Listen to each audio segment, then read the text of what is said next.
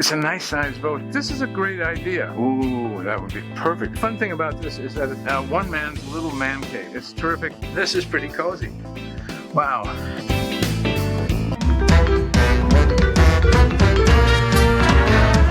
Hi there, this is Captain Q and my old sailing buddy Randy. Join us as we travel hither and yon as we look for some great deals on classic boats and learn a little with each one.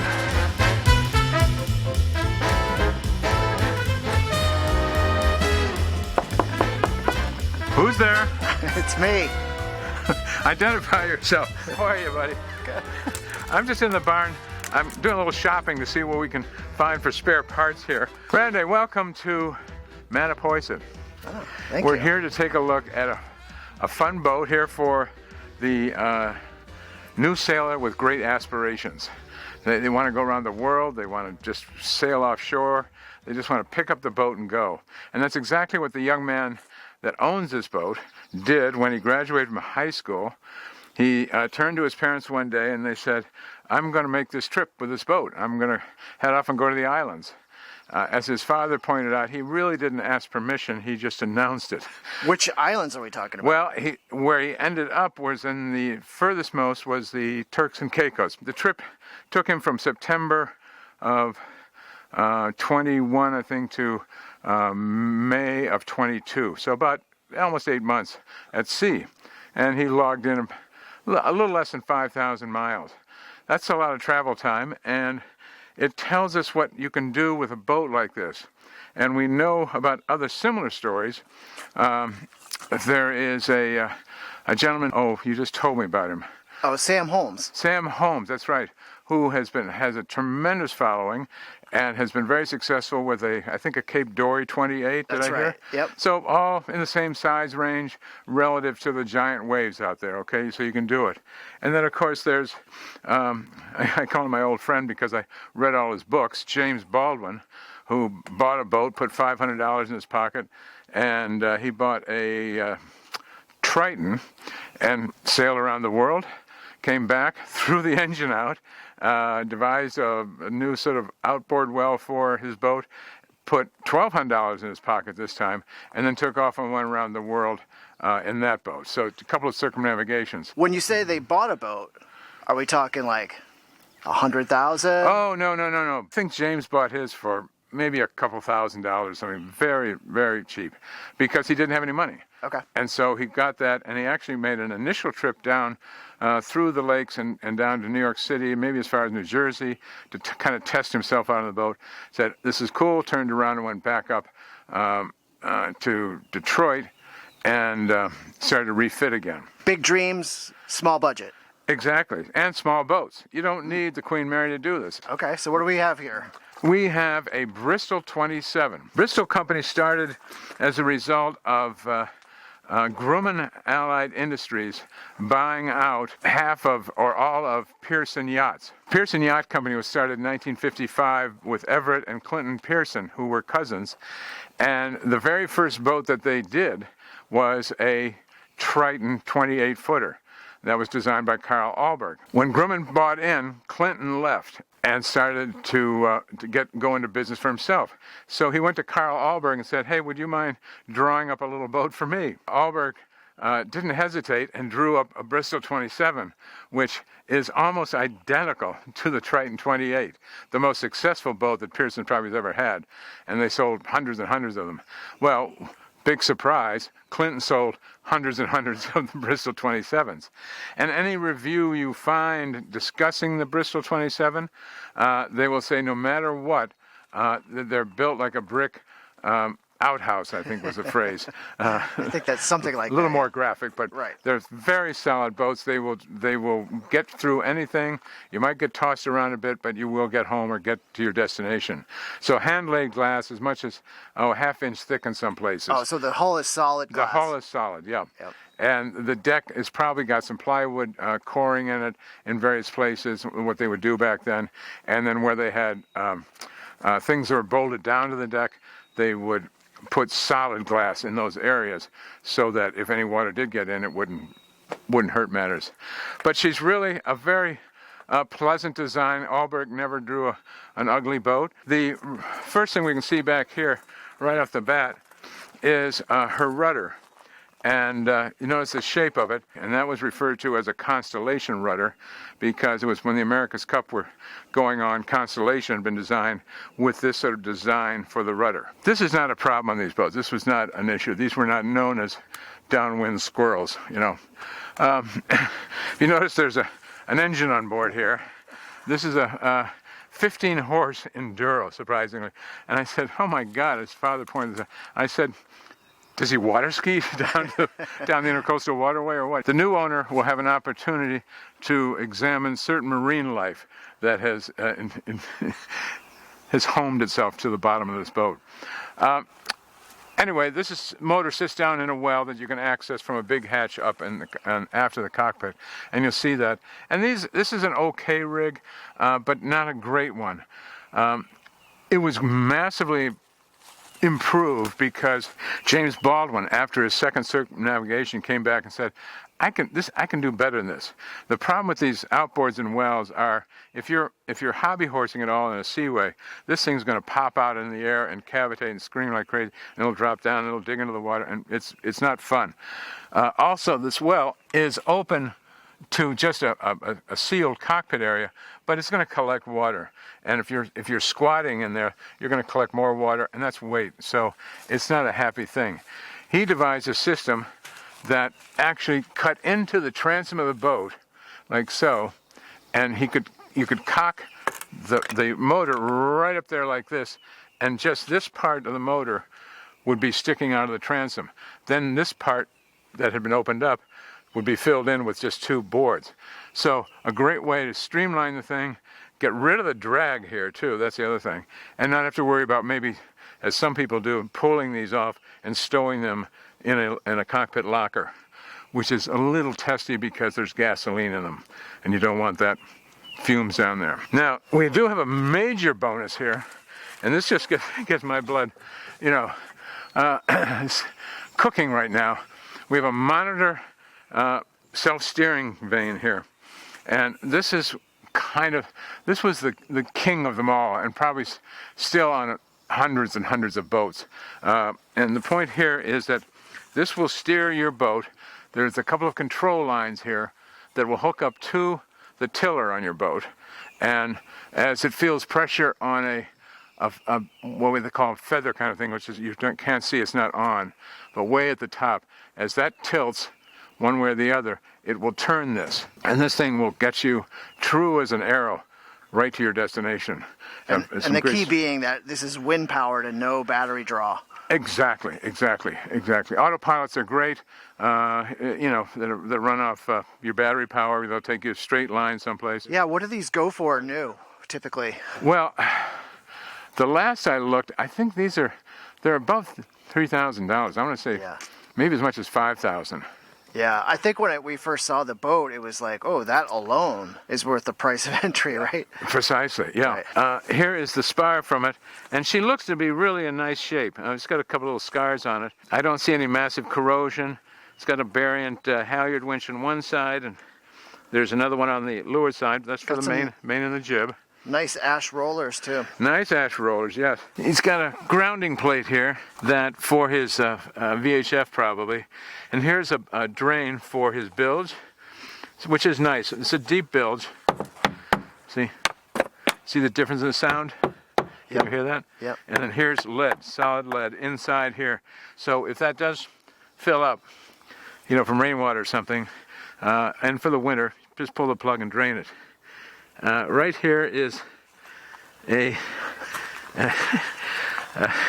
kind of there's a speedometer paddle wheel that should spin around, but he hasn't had a chance to tidy that up recently.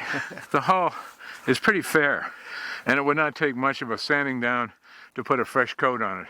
What else would you say about the hull shape for beginners or those?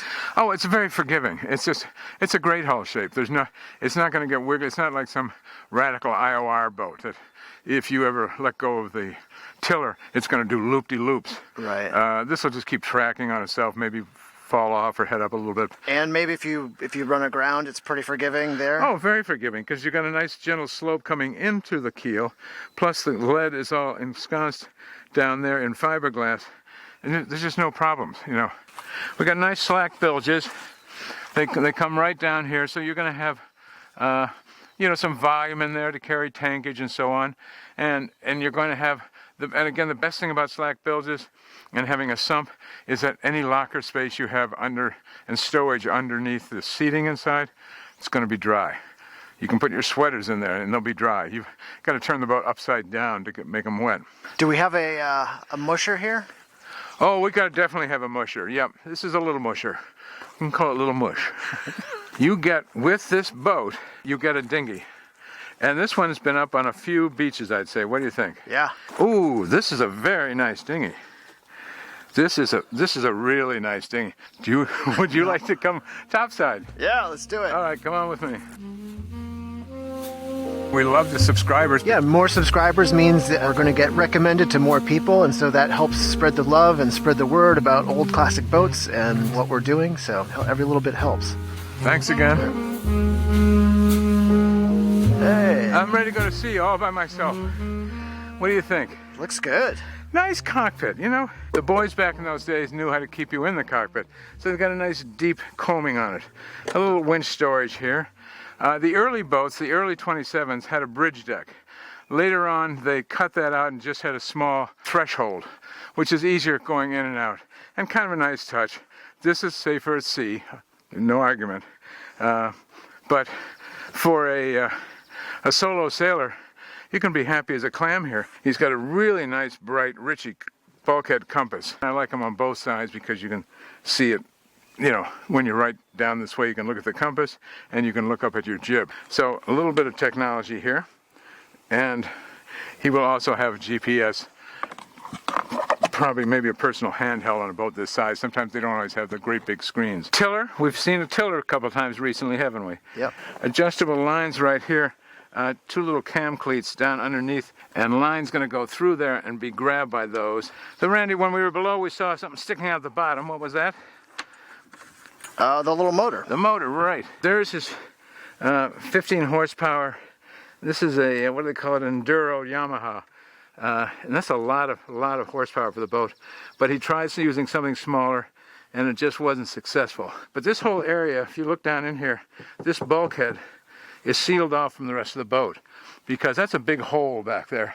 And as this boat squats, that's going to fill up with water. It's going to be, I was going to have 3 or 4 inches of water in there all the time. Really big sail locker. Again, left from the days when you needed big sail lockers. And you can see down there, you see that light blue thing? That is the feather, I believe, for the monitor. He also has a hand bilge pump, and would you make any adjustments to that? I would make it so that handle can be reached from outboard. Yeah. Because you don't want, if you're bringing water on board the boat, you don't want this big hole open, do you? It's fine if you're at rest, but if you're taking on water, you're probably in a seaway, right? Yeah, exactly. So anyway, at least there is one. So that's a start. Yep. And I know that there is also a mechanical electrical bilge pump on it because I've seen it. On the opposite side, come on, puppy. Again, another large storage area, all pretty dry. Fire extinguisher handy for the helmsman. This little thing here, you know what that is? No. That's where you put the ice in your refrigerator. Uh-huh. And you can also, from the cockpit, reach right down in there and have an egg, in this case. But and there's also a front opening icebox inside the boat. But this is a great idea. It's terrific. Okay, let's go forward. Randy, would you like to go forward? I would love to, yeah.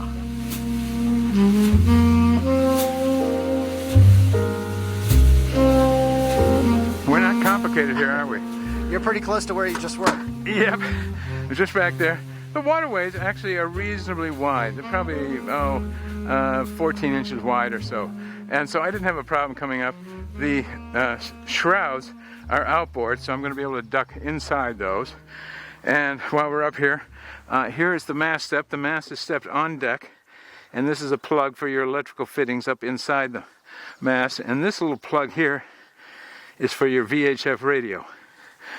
a translucent hatch cover, and it's molded. It's not a fancy Boma or anything, but it's got a really nice gasket around here.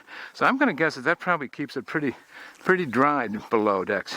Yeah, that looks And fresh. it's also large enough so that you could get a lot of sail stuff down there in a hurry. A human body could go down there or come up, and you get volumes of air.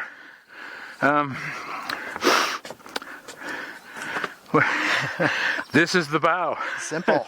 Simple. 35 pounds of CQR, but it will hold this guy in a hurricane pretty much. And he's got two great big stainless cleats up here and some nice fair leads molded into the stem head fitting. And as I've walked down the deck, without knocking myself out, I haven't felt the need to do handsprings. You know, it's not spongy. Yeah. That I've noticed offhand. He does have some of the Dyneema for a lifeline. I don't know, I just feel funny about that stuff, but some people like it. See a little fraying here? Oh yeah, well that's one problem with them. Yeah. That is a problem with them, they will chafe.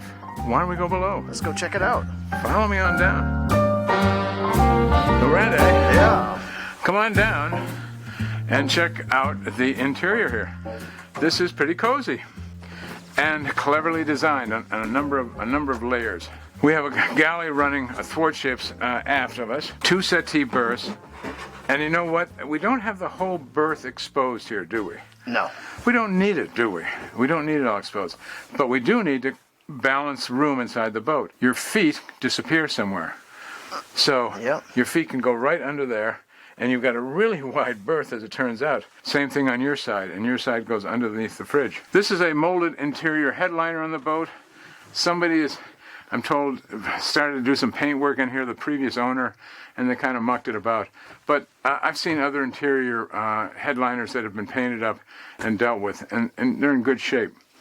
Here's our galley, and I can actually sort of sit here and cook. Now, they had a problem, and I'm not even going to show you, but there's a very tired old alcohol stove underneath here, and they bought a little Coleman 2-burner propane, which probably is going to work adequately for most of his cooking. And there's some little storage bins back here. As you can see, there's a lot of mildew and, you know, mold sitting around. It's just cleaning, right? This is just serious cleaning. Quick scrub and maybe some fresh paint. Yeah, it's just even the scrub and wait on the paint for next season or something. Just scrub it down now. All these older boats have storage lockers. There you go. That's all going to be good storage. He's got lee cloths already hooked up. Given my field of hair up here is not really engaging, I do have maybe a little more hair than normal, and if I was barefoot, I would just barely squeak in at 6'1"-ish. So pretty damn good for a boat this size. Open up your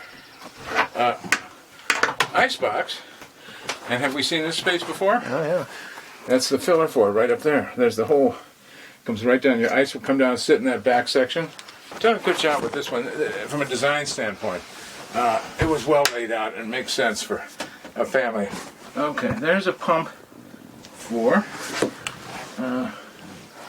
it's going up to that. Now it's a foot pump, it seems, for this spigot up at the sink. Yeah. Right? Yeah. And I don't know. So it's hand or foot. Got a nice deep bilge, you'll see here, and a bilge pump. Now that's really nice. You can see your pump right there, so you can access it.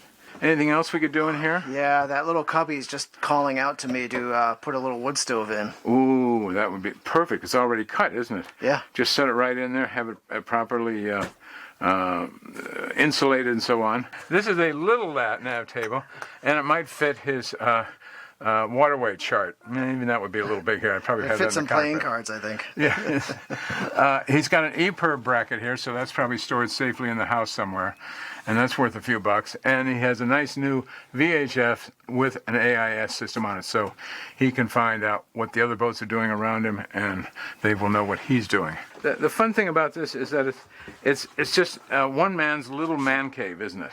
It's a nice sized boat, and we like these. Don't we? We're going to hang on here. You can do monkey chin-ups here. So come on forward, and we're going to walk through a grated... I guess we just had a headroom check. I did. The headroom does go down forward. Now, there is a grate here, and it's interesting they put a grate in here because it suggests that maybe someday somebody was going to do a shower. And there's no pressure water on the boat, and of course there's no heater. You have the sun, and you get one of the sun bags, and you can hang that up and you can cook all the hot water you want. I'm sitting here in the V-berth area, but looking up at the massive beam that forms the support system for the mast step on deck. And this thing is really, really massive. It's for a boat this size. There is a hanging locker area here and a place to put your foulies or your wet boots. When you come through here, you will see manual head. Randy, I can take a chance on that. Yeah, well, that could be tidied up. Is there a holding tank? What? Is there a holding There's no holding tank. Okay. But of course, he didn't really need one. Yeah. He was offshore the whole time, well outside the 3-mile limit. Yeah. Notice the berths. Quite a lot of room up here, and it's easy to get into. And look at this. You know something? This is one of the bigger V-berths we've been in. Wow. It does give me a chance to look at the underside of the deck. And I've got a chain plate coming down here, which has got some corroded bolts and a piece of stainless that is going to demand to be removed and polished up. And you probably have the same thing on your side over there. This is pretty cozy. This is a great boat for somebody that wants to go explore the world. This is a blue water boat. It's proven. It's proven 3 times over in terms of her size and her capability with James Baldwin and Sam Holmes, yeah. Sam Holmes. And now we have the owner of this boat, who will be famous someday when he writes his memoirs. Randy, I got to thank you for finding this for us today. And I'll let you just ponder that and enjoy the sky view out the big hatch. I'm going to. All right. That's the big sky up there, buddy. Listen, you take care.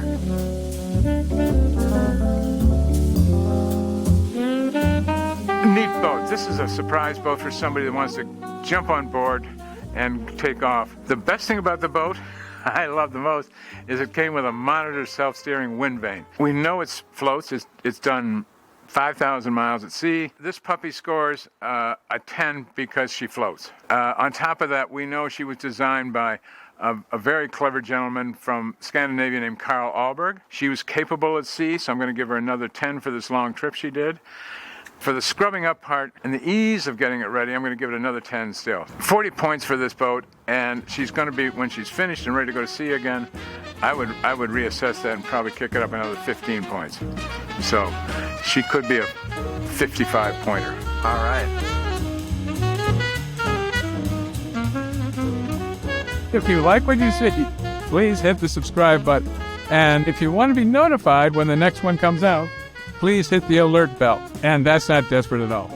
Randy, how would I ever find out what's coming up next? You can follow us on Instagram here, Yeah. or Facebook here. We'll have little previews of what's coming up on our next episodes.